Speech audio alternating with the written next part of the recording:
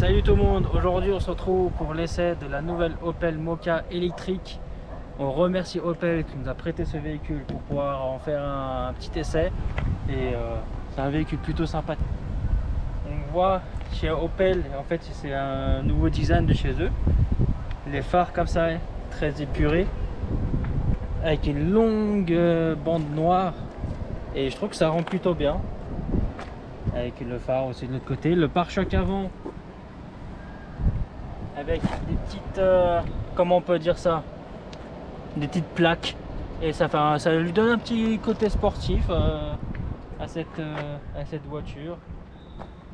Ce modèle là il est en vert, mais après évidemment on a vu avec le concessionnaire que vous pouvez choisir la couleur que vous voulez avec un supplément sûrement, je pense. Avec ce modèle de série, vous avez ces jantes là qui sont, ouais, ça va, elles sont satisfaisantes. On va dire ça comme ça. En général, sur tous les modèles de cette voiture là, vous avez le toit en noir. Et en fait, la couleur, c'est plus ici que ça va varier. À l'arrière, on retrouve un peu le même design des phares à l'avant. C'est un côté fin ici, puis ça devient plus gros là. Le petit E pour montrer que c'est bien électrique. Le signe Opel Mokka. Bon, à la base, moi je suis pas très Opel, mais je trouve que ce modèle là ça va. Niveau design, ils ont fait du bon boulot, je trouve. Après, de toute façon, on va tester la conduite, hein.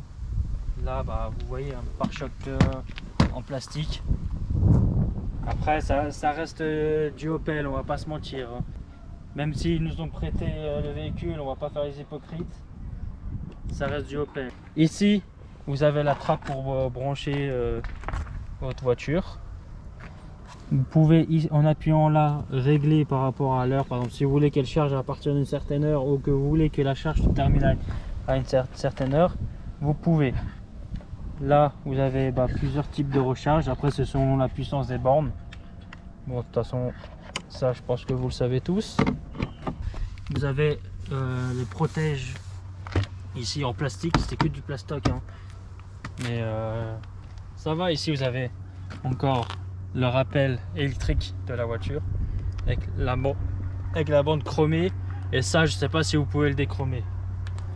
Après, à l'arrière, vous pouvez monter. Ah bah tiens, vous avez la fiche technique de la voiture. Elle fait 50 kWh, 136 chevaux. C'est équivalent à une 136 chevaux, mais après, vu que c'est électrique, en fait, vous avez la puissance tout de suite. Le véhicule, sur celui-là, vous partez sur une base de 43 300 €. Après, il y a quelques options. Vous voyez que vous avez le chargeur sans fil. Vous avez un chargeur à induction. De toute façon, on va le voir quand on sera à l'intérieur. La peinture, celle-là, elle est gratuite. Et Park City Promenade 180 degrés, ça c'est je crois que c'est la caméra de recul.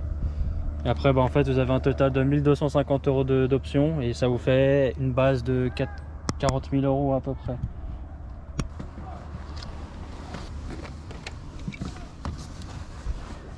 Là, moi, je rentre pas concrètement. Mon pied là, il est coincé et je rentre pas. Et puis le siège, en fait, à l'avant, il est réglé comme moi je conduis. En fait, si vous avez un conducteur assez conséquent, à l'arrière, c'est difficile. Pourtant, c'est considéré comme un... Ouais, est-ce qu'il considère ça comme un SUV?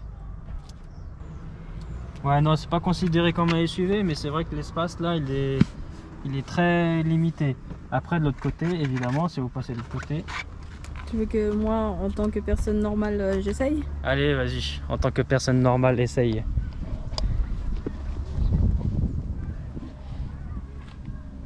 Je rentre, mais t'es serré quand même un petit peu, ouais, hein. Pour un long trajet, c'est pas top. Ouais. Ah, regarde, il y a des ports USB ici. En effet, ouais, j'allais le dire tout à l'heure. Il y a des ports USB pour les passagers. Bon, c'est anecdotique, hein, mais c'est quand même assez. Du coup, je vais essayer de m'asseoir de l'autre côté, sachant que le siège il est quand même pas mal avancé.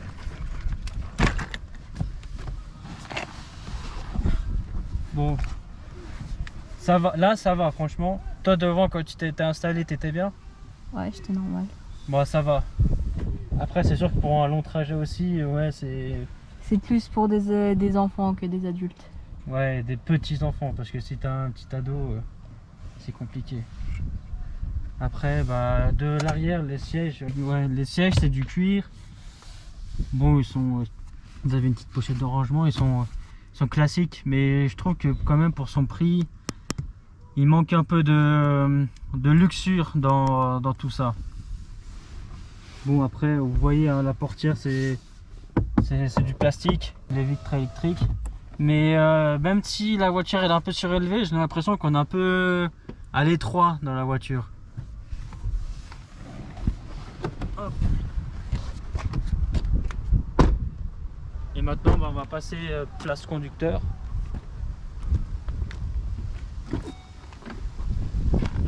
Vas-y, monte. Et moi, je me mets de l'autre côté.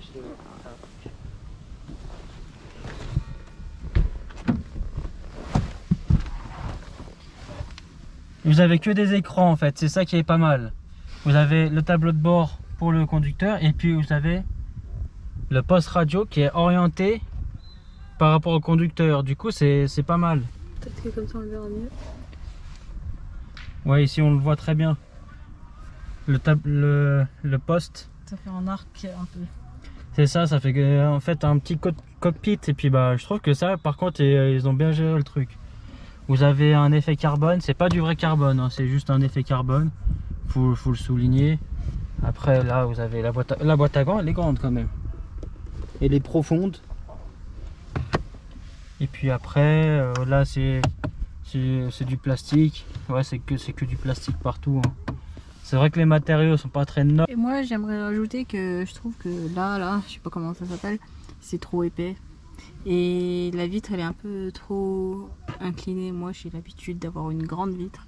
Bah en fait ça fait comme ma Audi, c'est une vitre un peu coupée on va dire. Comme si tu étais dans une coupée.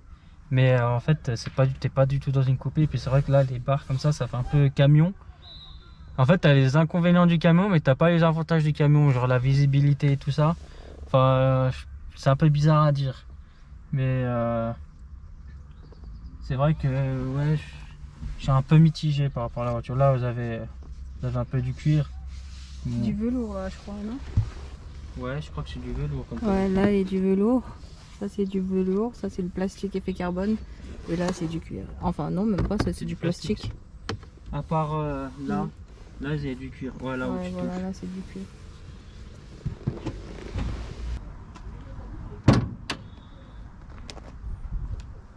Il y a un petit abonné à côté là qui vient regarder de temps en temps. Je crois qu'on va lui vendre une petite Opel. Voici le moteur électrique. C'est bizarre, hein. Là on voit un truc, c'est écrit Yazaki Maroc. Un cap qui vient du Maroc. Et voilà. Niveau coffre, on n'a pas regardé. Voilà. Il est petit, hein. Ouais, le coffre franchement il est petit. Hein. On ne dirait pas comme ça, mais il est petit. Après là vous avez les câbles de recharge. Bah, ouais, non, il est tout petit. c'est vrai que ça. Ouais. Est-ce qu'on a un double fond? Ouais, même pas. Hein. Il n'y a même pas de galette, il n'y a rien en plus. Bon, esthétiquement, qu'est-ce que t'en penses déjà? Bah, d'extérieur, elle est belle. Ouais. Mais l'intérieur, il n'y a pas le confort nécessaire, je trouve. C'est vrai que pour une voiture à 40 000 €, on va pas se leurrer. Hein. Opel, je vous aime bien, mais pour 40 000 €, on reste un peu à notre fin. Après, c'est vrai que c'est un véhicule électrique. C'est pour ça que ça coûte un peu plus cher. Mais 40 000 €, tu rajoutes 5 000 €, t'as une Tesla, quoi. Et le choix, il est vite fait, je pense. Hein. Elle a du charme de l'extérieur, mais c'est vrai que l'intérieur, c'est pas trop ça. Puis bah, je pense qu'on va clore cet essai avec une petite conduite.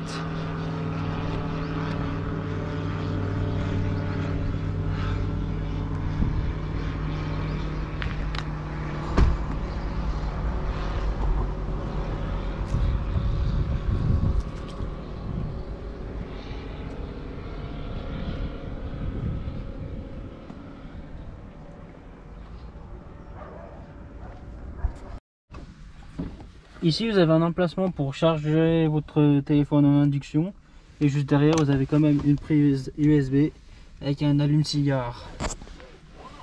Après les prises d'induction, maintenant dans tous les véhicules électriques il y en a. Hein. Donc là le véhicule il est activé. T'as mis le frein à main, ok. Vous avez différents modes de conduite. Est-ce que ça passe? Ça passe pas je pense. Vous avez le mode éco. Je vais vous montrer. Tac. Là sur le tableau de bord, si tu arrives à montrer. Sur le tableau de bord, vous avez le mode éco. Les performances et confort thermique sont limités. En fait, vous n'utilisez pas la pleine puissance du véhicule, mais vous économisez quand même l'électricité, logique. Mode normal, bah, c'est le mode normal intermédiaire. Et puis vous avez quand même un mode sport si vous voulez rouler comme un petit con. Non, on va pas dire des gros mots. Si vous voulez rouler comme un gars pressé. Et là, je suis en mode sport. Hein. Et c'est vrai que avec les véhicules électriques, quand vous appuyez sur la pédale d'accélération, vous avez la puissance à disposition directement. Et c'est assez troublant. On va prendre la voie rapide et puis on va essayer de mettre une petite pointe. Après niveau conduite, c'est vrai que j'ai pas trop d'expérience en termes de véhicules électriques, mais niveau conduite, c'est agréable. Le véhicule il a quand même des suspensions assez fermes. Vous ressentez quand même les imperfections de la route.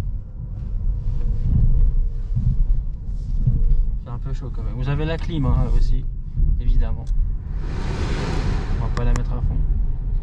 Sur ce modèle là, vous avez les sièges chauffants aussi.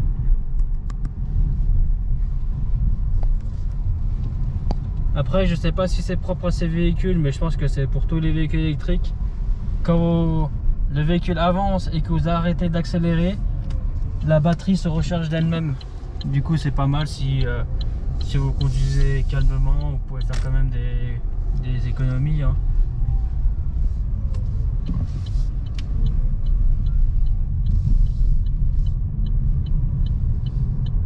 Mais c'est vrai que c'est troublant de conduire un véhicule qui fait pas trop de bruit. Après, niveau autonomie, c'est vrai qu'on n'en a pas parlé. Niveau autonomie, là elle est chargée à 96%. Ils nous disent une autonomie de 300 km. Sachant qu'on est en mode sport. Et que là je la pousse pas encore un petit peu. Alors pour de la ville ça va. Après si vous prenez l'autoroute, ça risque de descendre assez rapidement. C'est ça qui est un peu décevant. Mais bon. Après, je compare à Tesla aussi. Hein. Tu rajoutes 5000 €, tu as une Tesla, tu as un peu plus d'autonomie, tu as 150 km d'autonomie. Et puis la voiture, tu vois, elle est faite aussi pour conduire sur l'autoroute. Elle se recharge plus vite. Celle-là, je sais pas, j'ai pas demandé à quelle puissance maximum elle peut se recharger. Mais c'est vrai que quand tu te dis qu'il n'y a que 5000 € de différence avec une Tesla, c'est voilà quoi. Mais c'est vrai qu'en termes d'options, là, on n'est pas très garni. Hein. Faut le dire. Sur ces modèles-là, c'est vrai que quand même, le plafond, il est haut par rapport à nous, quand même. Mais c'est dommage que cet espace-là, il soit pas plus exploité de ça. J'aurais préféré qu'on soit un peu plus surélevé et qu'on ait une meilleure visibilité sur la route, parce que là, on a l'impression d'être dans un coupé avec la vitre comme ça. Et en fait, on voit vraiment tout le capot. Après on aime ou on n'aime pas. Moi j'aime pas, je vous le dis honnêtement, j'aime pas trop. Sur ces modèles là vous pouvez pas mettre l'option du toit panoramique malheureusement. Donc pas de toit ouvrant non plus. Oui, bah vas-y, je te laisse le dire. Il n'y a pas la poignée pour tenir là quand monsieur roule vite. Moi j'aime bien tenir. Ouais, petit détail, c'est vrai qu'on n'a pas de poignée pour s'accrocher comme ça. C'est vrai que moi aussi quand je conduis des fois j'aime bien avoir ma main posée comme ça. Bon, c'est un petit détail et je pense que tu peux le faire rajouter. Hein. Mais ouais, c'est quand même un détail à souligner. Il faut être minutieux dans nos essais, il faut être minutieux. Même dans ma Golf Plus, il y a le poignet, je crois. Ouais. Après, je crois que c'est propre à chacune des marques, hein, j'en sais rien. Mais une fois de plus, on remercie quand même Opel pour cet essai. On a que 100 abonnés sur la chaîne et ils nous ont quand même prêté le véhicule et c'est sympa de leur part. Et en plus, ils nous ont pas donné de limite de durée, genre tu rends le véhicule quand tu veux et franchement c'est cool. Alors que, je sais pas si je peux le dire, mais on avait aussi été invité par Toyota. J'ai voulu doubler mais on va éviter quand même. Il disait on a été invité par Toyota et puis c'est pas pareil, l'essai déjà, ils te laissent pas conduire toi la voiture. Après je les comprends, hein. Nous, tu vois, ils nous connaissent pas. Mais bon, si tu viens en clientèle, tu vas acheter le véhicule, ils te laissent pas essayer le véhicule. Enfin si, c'est toi qui conduis, mais il y a quand même un vendeur qui vient avec toi et puis je pense que c'est limité en durée. Genre tu peux pas faire ce que tu veux. Genre là, tu vois, je mets le mode sport, je la pousse un petit peu la voiture pour vraiment bien l'essayer.